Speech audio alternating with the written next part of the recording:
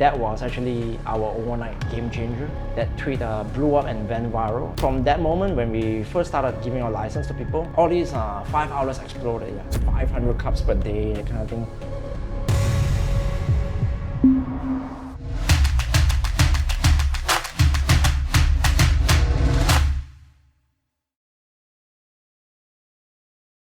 Our guest today is a true multi-hyphenate, a designer, musician, entrepreneur, and above all, a cultural storyteller. Radius Khor is the founder of Kee Nguyen Cafe, one of Malaysia's fastest growing Vietnamese coffee brands, which has expanded from a humble pop-up to over 50 outlets nationwide in just 5 years. The brand has been featured on BFM, The Age, and major food platform, and recently celebrated a major milestone with its official Halal certification, a game changer in scaling both trust and reach across Malaysia's diverse customer base. Blending minimalist aesthetic with warm touch, he's reimagining what a coffee experience can be, tuning simple moments into meaningful lifestyle rituals. Welcome to the Creator CEO podcast, Radius. Thank you, Jeff. Pleasure to be here.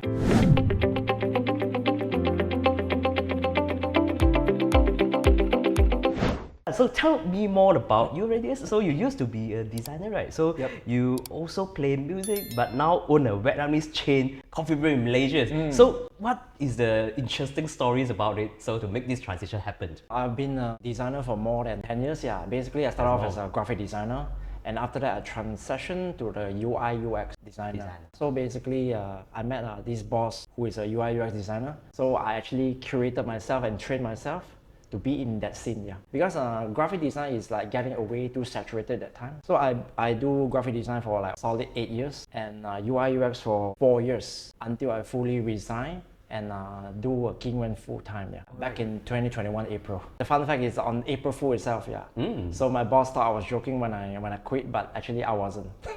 Okay, alright. So by the time you resigned, so you still not started the Really started, but just at the time I was juggling between two things, the design job and Kee Nguyen, So because you are still not like confirming whether this can makes you survive or not, right? Correct, The financial stability. So basically 2021 when the business was in a matured enough level, that was where I decided, okay, I can quit and do it full time.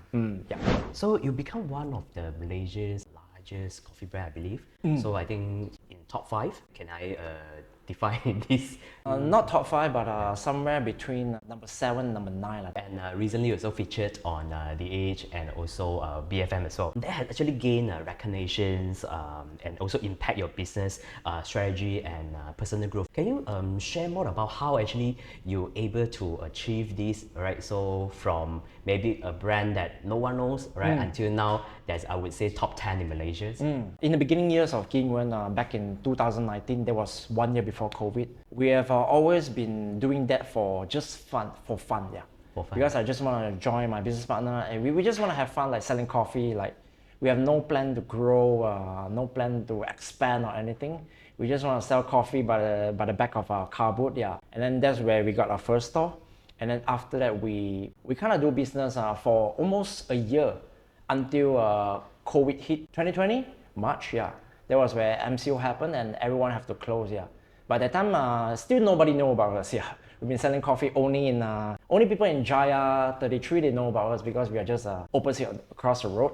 And then we get to operate back sometime around June or July. That was the time where one of my customers actually came to our store, and then we told him about the story that we only sell like 5 cups of coffee per day. So we are kind of on the verge of closing down the whole business because nothing was doing well at the time, And me and my business partner, we were just saying, I guess this is it. We just have to go back to our usual job. That night, he posted a tweet about us. And little did we know that was actually our overnight game changer. That tweet blew up and went viral. And that was how our brand started to get known by people.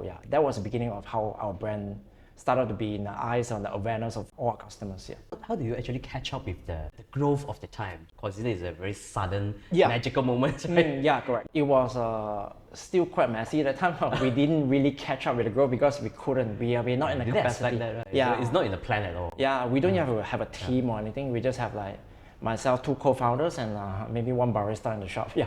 So everyone was storming that shop, and that was where we realized, okay, maybe we need to sit down and start figuring out how we solve this problem. Actually, how quick are you able to catch up that growth? For example, like you need to train, I believe you need to train a barista. Yeah, correct. Yeah. All these things, how long it takes for you to get the things back to normal again? To be honest, that time it was just one outlet.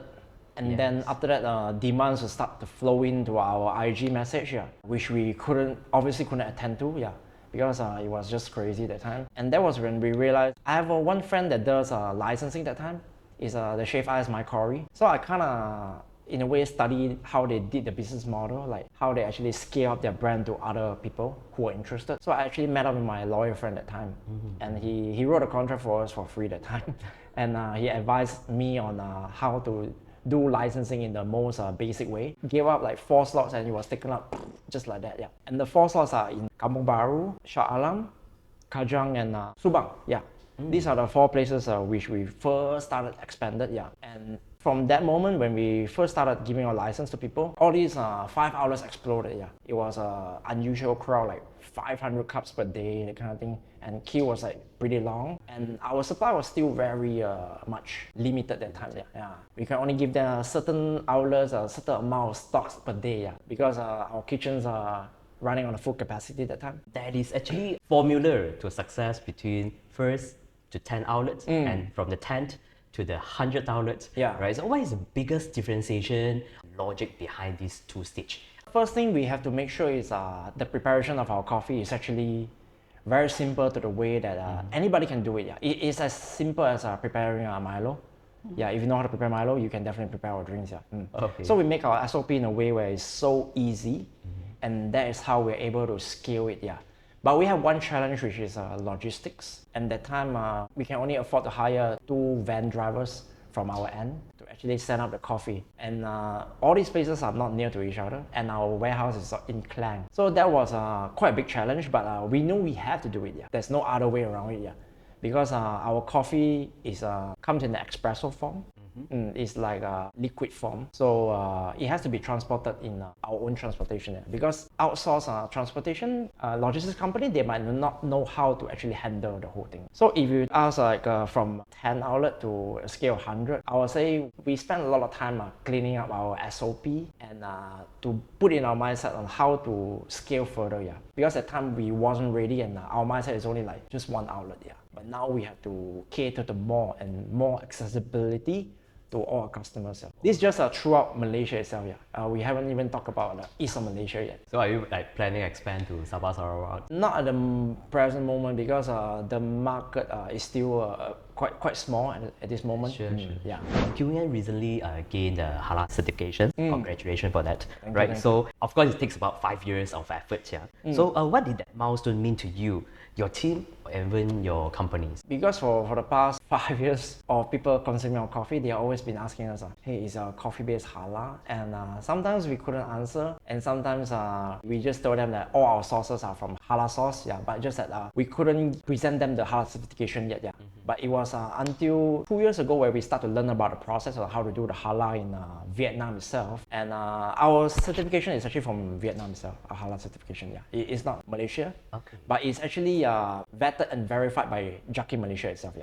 It still falls under their whole regulation and vetting process. And that milestone for us, of course, is something big. That was where we can relievely tell people that, okay, we are now halal certified.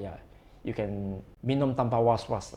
Alright, how long it take from you, like the moment you decided, we really need to get this, until today? The process was not too long, but it's learning how to get it is the long process. And you need to find the right people to actually help you do that.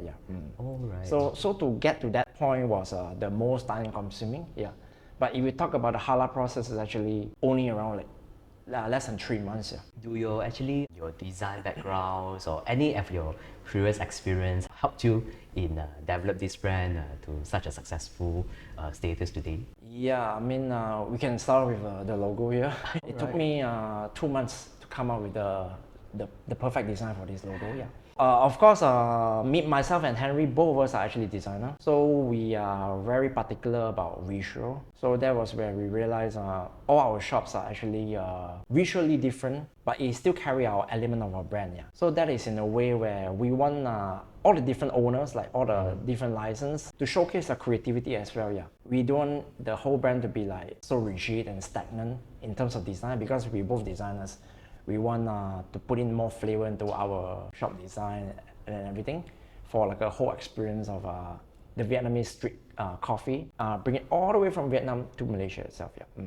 So we want to cater to something more different, yeah, rather than just a very corporate image where everything is similar across every outlet. How do you provide trainings, make sure your licensed partners they're able to adapt the same corporate identity? How often is the training or probably the workshop required? The training will be before they start the outlet, like just a week before, because we want to keep the training method and SOPs all still fresh to the minds of the barista before, just a week before they open the outlet. Yeah.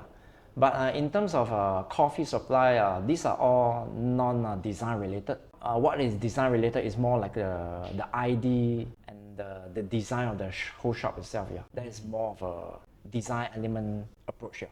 So recently, you participated in a Chinese language podcast by using an AI voice, right? Yeah. So because I think podcast session is conducted in English, right? So but they use AI to make you like speak in Mandarin, right? So what are your thoughts on AI role in probably in storytelling or even in brand communication? I would say when I first heard it, it was pretty scary because I couldn't tell, because I was driving and listening to it. Yeah, the Z founder guy Jin, he told me that oh, it's all fully AI. We just uploaded your audio interview of our podcast into the AI program, and they came out with this. I'm like, wow, I was shocked. Yeah, but in a way, how AI did it is actually very polished. Yeah. I mean, if you don't pay enough attention, you might not be able to tell. You might think that it's two people having their conversation with each other. Yes. But it's actually not, yeah. These two people doesn't exist in real. And I was quite shocked by the accuracy of the message that they came out with, like, wow, this is crazy. How do you think AI can play an important role in your business scaling, of your brand, on your business?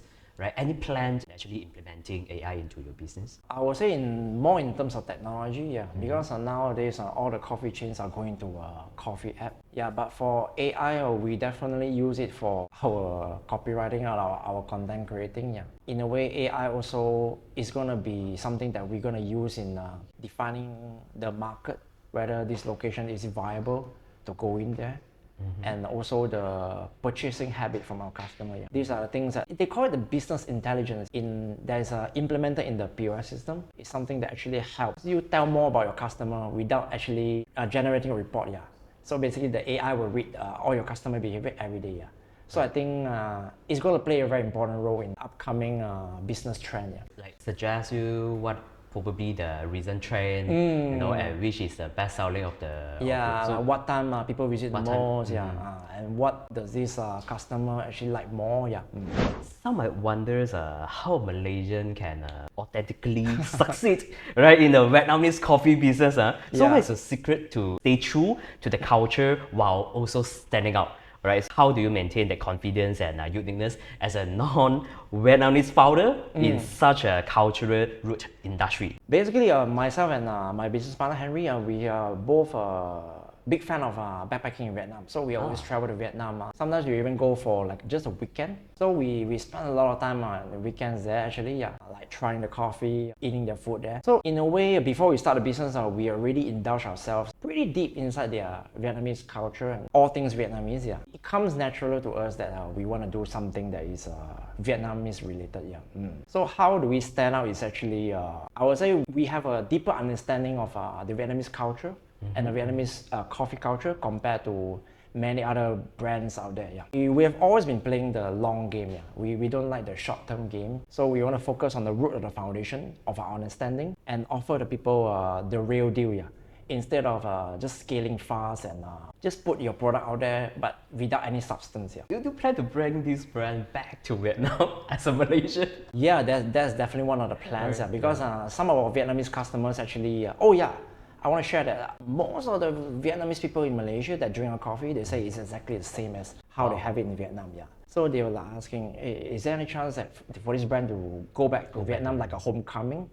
And we tell them, yeah, maybe in the future, yeah, we will see who is interested to bring us back home. Is there any competitors as big as yours, especially in this Vietnamese coffee in Vietnam as well? Yes, but they are pretty much, they're happy with just the market in Vietnam itself, but they are not so interested in going out of Vietnam itself, yeah. So that's why it's very rare to find a Vietnamese coffee player that wants to open internationally. Yeah. In fact, actually, these scenarios is understandable as well because just like I think pearl milk tea, it's origin from Taiwan, but there's many other players such as Malaysia, we have Halal, in China we have Chaji, they can actually make success as well in these.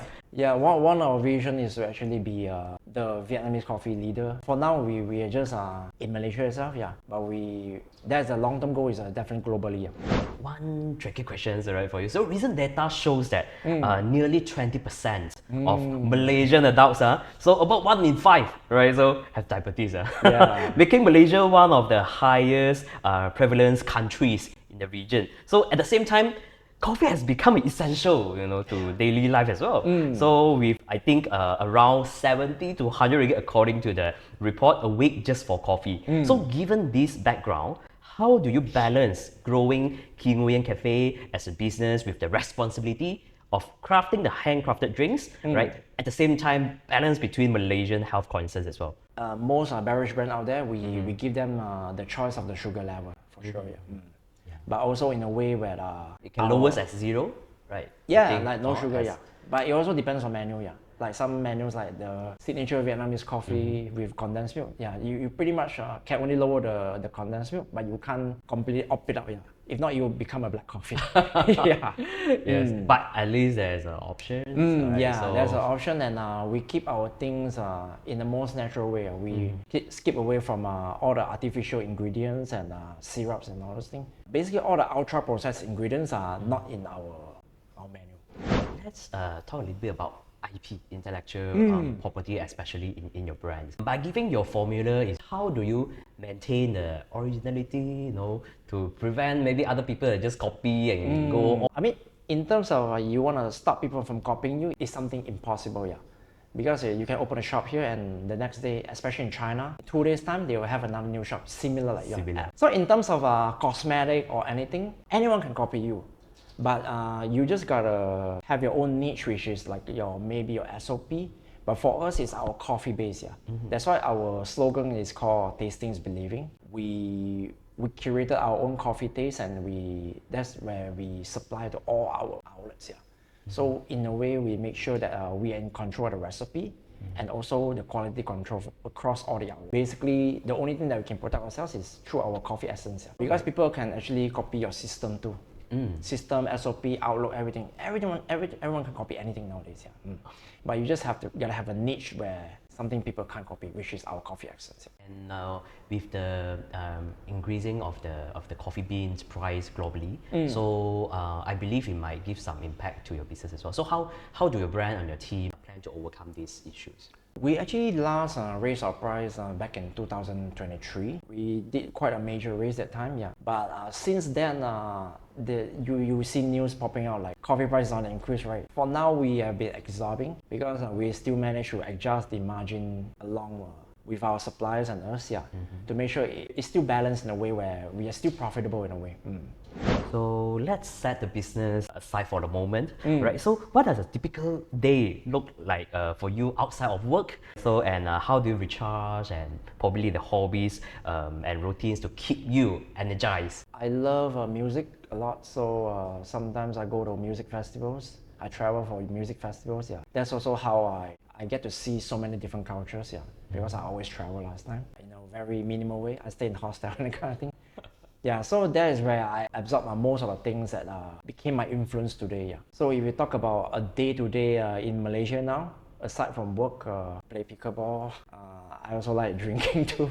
I believe reading is very good for everyone. So it really gives you a lot of new perspective and knowledge. I would describe you're a person that love to explore, right? So explore and see new things so See that new things and at the same time absorb for yourself. from different cultures or probably correct, from different perspective as well. Correct, yeah. So as a creative entrepreneur, what's the next for Kee Nguyen, right? So are you like exploring new scopes, right? So such as international expansion? We're actually gonna be expanding our brand to Thailand itself on a food truck model sometime around October. Yeah. So any plan in Malaysia before you scale to other countries? No, Or you're because ready to yeah, just we're ready pretty to go? much ready. Yeah, but for Malaysia, we will never stop developing new menus. Yeah, but every menu that we develop, we gotta make sure it's actually from Vietnam itself. Yeah, because we only want to bring what is there to Malaysia itself. We don't want to like curate our own identity and claim it as it's from Vietnam. Yeah, because that would not deem us as authentic anymore. So any other plans such as expanding your brand through like exhibitions? We participated in a few expos as well, yeah. But we have a new lineup which is what they call the coffee sachet. It's sort of like an instant coffee, yeah. We plan to launch it out maybe end of this year, yeah. But we're in talks with some distribution partners about that, yeah. Which we will review once it's confirmed, yeah. But for now, I won't share. But that is in the pipeline, for sure. Any upcoming new menus or probably new R&D from your team, right? So to continue to supply to Malaysians? This is an exciting thing that we want to share to all of us, our keepers out there. Yeah, we will be launching our new Vietnamese matcha. Wow, that's my favorite. Yeah, matcha that's directly from Vietnam itself, not from the usual ones that you guys drank from Japan, but this one is purely grown and processed in Vietnam itself. Yeah, so it has a little bit of a hint of a cinnamon taste. Yeah, so it's very much different. Looking forward for you guys to try it out in all our outlets. Yeah. Is it a seasonal menu? No, it's going to be permanent. Yeah. Oh, alright, that's great. Because the matcha lovers out there are growing day by day, so we figure out this is what we should offer to them. How long it takes for you to like R&D a new drinks? It's not that long, but the process to make sure the supply is enough and to curate all the drinks one by one, that takes around like 2 or 3 months. Yeah. So besides the F&B business, is there any other revenue streams that you plan to actually pop into Kee Nguyen as well? All our customers has always been asking like, hey, do you have like a tumbler? You have like a tote bag or t-shirt that I can buy for people that I like or something, yeah, like a merchandise, yeah. So we realized there's actually a strong demand in that, yeah, and we're definitely looking to explore more into the merchandising of our brand, yeah. What is the message, the brand DNA that people might proud to bring to carry on every day with Kee Nguyen's merchandise? I mean, to start it off, we're actually not a luxury brand, yeah. So carrying our brand around would not symbolize any status of luxury, but it just means that your brand has more exposure, yeah. Just imagine people using your tumbler and getting drinks from other beverage brands out there and carrying a tote bag and walk around the whole shopping mall. People have all their eyeballs on you, yeah. So I would say it's more like awareness generating, not so much of a like, status symbol. Is there any marketing efforts, right, to grow your fan base, not only in offline but online as well?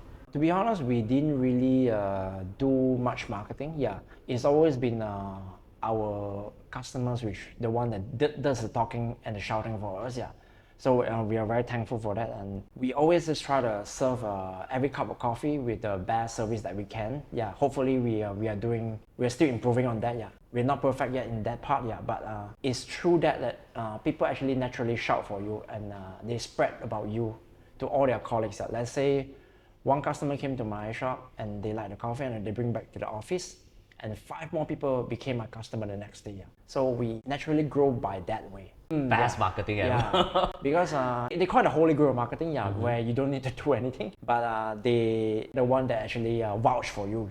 So thank you for joining us today, Radius. So your journey from designers to Malaysia's one of the fastest growing coffee brands is nothing short of inspiring. So we're excited to see how you continue pushing the boundaries, both creatively and commercially, and maybe even bringing Malaysian-born Vietnamese coffee to the world stage. So if you enjoy this episode and love the stories about creators, building about the business and IPs, or even tech to monetize your intellectual properties. So don't forget to subscribe Steve, the all-in-one e-commerce software, especially for creators. Thank you for tuning in.